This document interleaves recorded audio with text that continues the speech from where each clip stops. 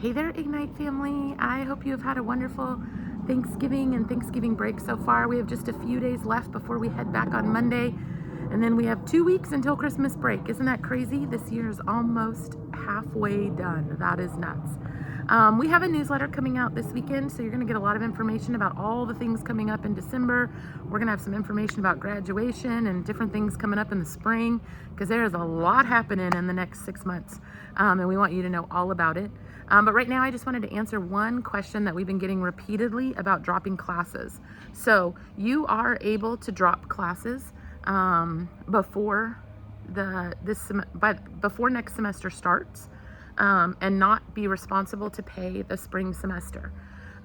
So if you decide that you don't want to continue with the class, you are free to say that. You're free to drop the class, and then you will not have to pay in the spring. Where the confusion is happening is the way things have been worded in a couple different places regarding class deposits. So class deposits were to hold your space in the class for the entire year. And Ignite classes are year-long classes, August to May. So that class deposit is to hold your spot the whole year. And by doing that, another person cannot get into that spot for the entire year. So we're trying to make sure that our tutors don't have a lot of people exiting for just because I just don't want to do this anymore. However, we understand that sometimes a class is not a good fit. We understand that classes sometimes aren't what we expect, and so of course we want you to be able to drop them. So you have the option to do that before January, but by doing that, you are forfeiting the class deposit as it states in our handbook, and you are still responsible to pay until the end of the semester. So all the way through December payment. The class deposit is not really like a last month's rent kind of thing. It is what it's called, a class deposit, to hold your spot.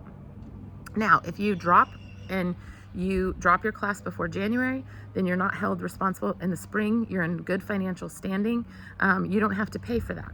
Any classes that you keep throughout the whole year, if your account is in good standing, that class deposit will get applied to the last month of classes.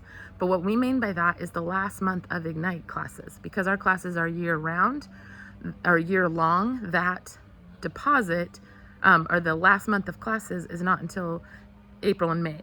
So if your account is in good standing, your class deposit will apply to that last month's payment. If you decide to drop a class now, you need to pay December's payment. If you decide to drop a class after classes start in January, you'll be responsible for the whole spring. If you have any questions, let me know. I hope you all have a great weekend. Talk to you soon. Bye-bye.